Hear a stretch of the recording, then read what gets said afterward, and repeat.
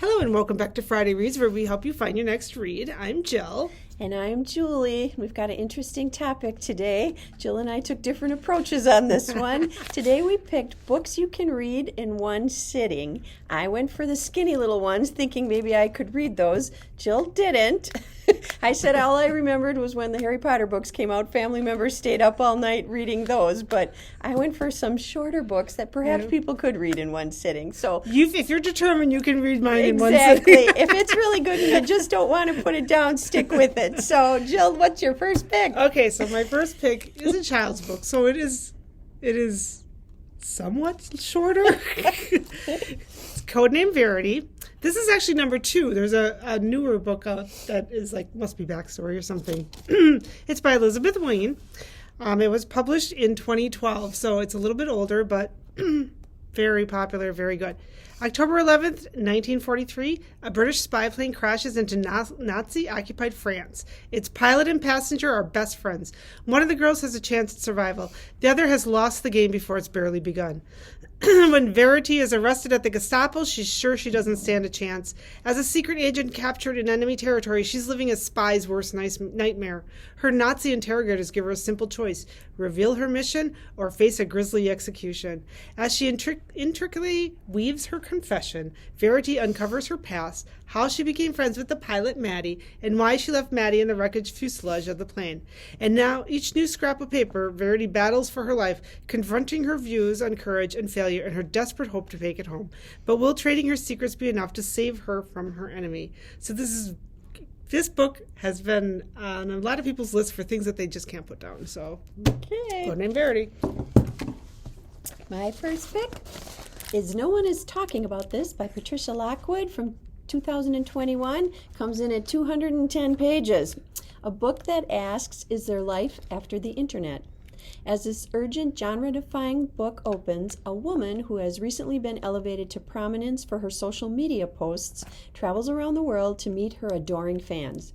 She is overwhelmed by navigating the new language and etiquette of what she terms the portal, where she grapples with an unshakable conviction that a vast chorus of voices is now dictating her thoughts. Suddenly, 2 texts from her mother pierce the fray. Something has gone wrong, and how soon can you get here? As real life and its stakes collide with the increasingly absurd antics of the portal, the woman confronts a world that seems to contain both an abundance of proof that there is goodness, empathy, and justice in the universe, and a deluge of evidence to the contrary. No One Is Talking About This is at once a love letter to the endless scroll and a profound modern meditation on love, language, and human connection from a singular voice in American literature. So, no one is talking about this. Life after the internet. This next one is The Good Girl's Guide to Murder. This is also the first in a series. I think there's 3 in the series. It's by Holly Jackson, and it was published in 2019. The case is closed. 5 years ago, a schoolgirl, Andy Bell, was murdered by Sal Singh.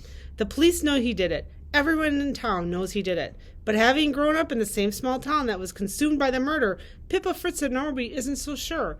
When she chooses the case as a topic for her final year project, she starts to uncover secrets that someone in town desperately wants to stay hidden. And if the real killer is out there, how far will they go to keep Pip from the truth? So, another one that can't put down. Good Girl's Guide to Murder. My next pick is an author we've featured before, Jacqueline Woodson, and this one is Read at the Bone, and this comes in at 196 pages. So if you want to check her out, maybe start with a shorter book. Moving forward and backward in time, Jacqueline Woodson's taut and powerful novel uncovers the role that history and community have played in the experiences, decisions, and relationships of the families in the book and the life of the new child. As the book opens in 2001, it's the evening of 16-year-old Melody's coming-of-age ceremony in her grandparents' Brooklyn brownstone.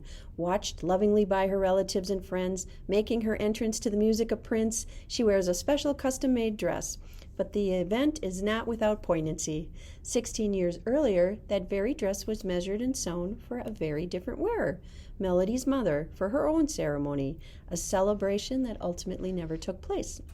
Unfurling the history of Melody's parents and grandparents to show how they all arrived at this moment, the author considers not just their ambitions and successes, but also the costs, the tolls they paid for striving to overcome expectations and escape the pull of history. As it explores sexual desires and identity, ambition, gentrification, education, class and status, and the life-altering facts of parenthood, Read at the Bone most strikingly looks at the ways in which young people must so often make long-lasting decisions about their lives, even before they have begun to figure out who they are and what they want to be. So this one sounded interesting to me. Yeah. Like I said, if you want to check her out and just want a shorter book, Read at the Bone. I think that one's going on my list too. It looks good. So my next one is called The Plot by Jean Han Korelitz. This was published in 2021. This is a psychological, suspenseful novel about a story too good not to steal, and the writer who steals it, which is a fun plot, actually, for National Novel Writing Month of November. Jacob Finch Bonner was once a promising young novelist with a respectably published first book. Today he's teaching a third-rate MFA program and struggling to maintain what's left of his self-respect. He hasn't written, let alone published, anything decent in years. When Evan Parker, his most arrogant student, announces he doesn't need Jake's help because the plot of his book is a sure thing, Jake is prepared to dismiss the boast as a typical amateur narcissism. But then he hears the plot. Jake returns to the downward trajectory of his own career and braces himself for the supernova publication of Evan Parker's first novel. But it never comes. When he discovers that his former student has died, presumably without ever completing his book, Jake does what any self-respecting writer would do with a story like that. A story that absolutely has to be told.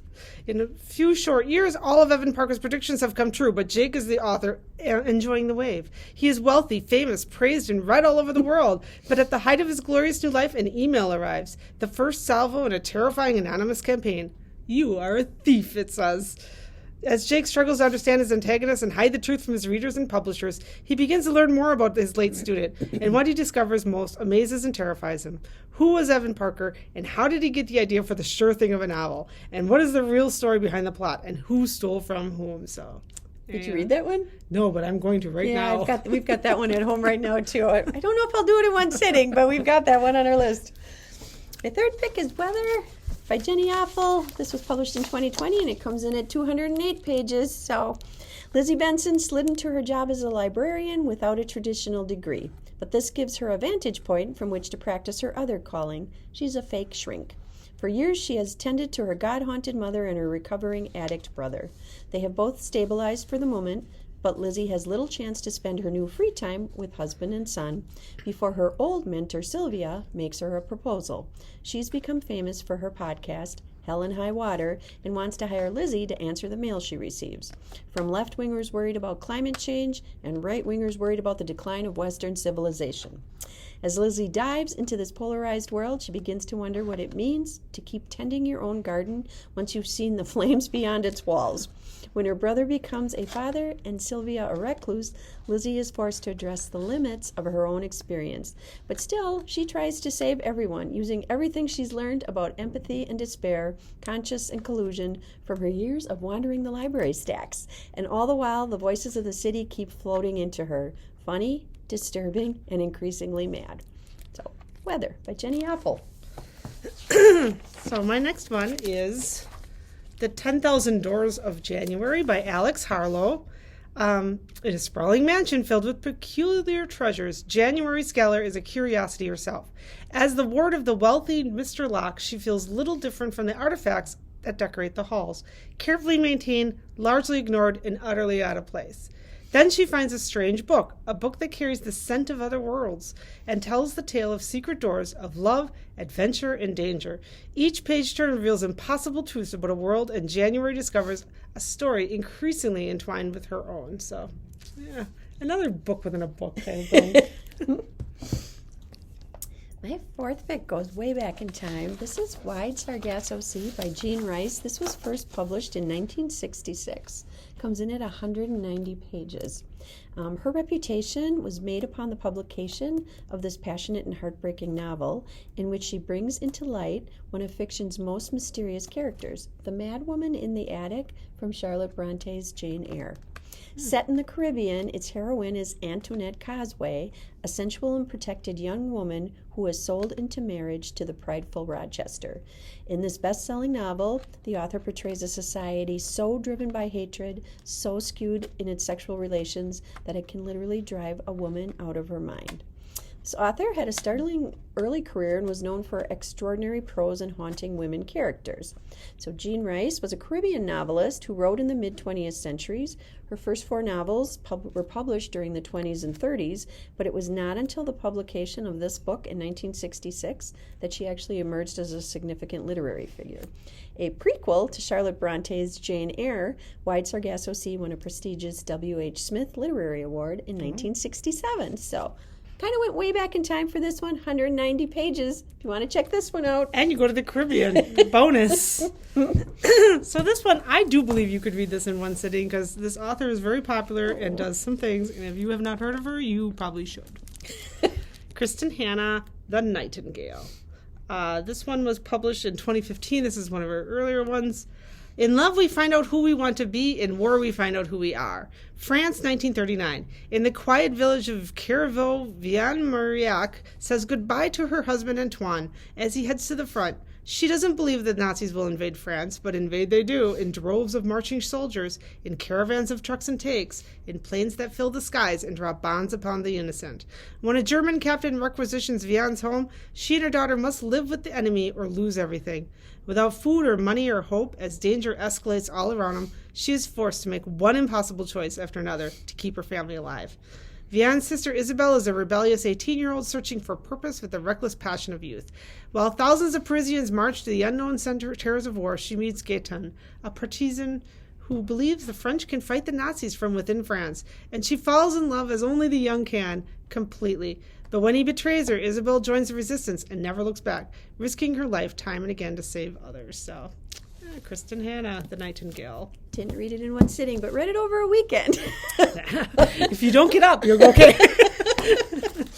And my last pick goes even further back in time. I picked one from the classics, which is just a little over 100 pages, and it is John Steinbeck's Of Mice and Men, which was first published back in 1937.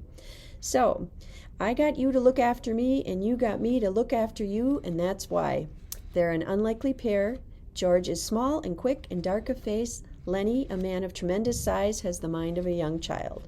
Yet they have formed a family, clinging together in the face of loneliness and alienation. Laborers in California's dusty vegetable fields, they hustle work when they can, living a hand-to-mouth existence. But George and Lenny have a plan: to own an acre of land and a shack they can call their own. While the powerlessness of the laboring class is a recurring theme in Steinbeck's work of the late 1930s, he narrowed his focus when composing this book to the intimate portrait of 2 men facing a world marked by petty tyranny, misunderstanding, jealousy, and callousness. But though the scope is narrow, the theme is universal: friendship and a shared dream that makes an individual's existence meaningful. It's a unique perspective on life's hardships. This story has achieved the status of timeless classic due to its remarkable success as both a novel, the Broadway play, and acclaimed films. So if you feel like a classic, won't take too much time, read John Steinbeck's Of Mice and Men. Nice choice. We hope we showed you some things that you can read if you don't have a lot of time to read. Like, comment, share. We always love to hear from you and hear what you're reading. You can find us on our Facebook page. You can find us on our YouTube channel. Jill puts a link from the Kimberly Public Library's website page. So until next time, we thank you for watching. Bye-bye. Bye.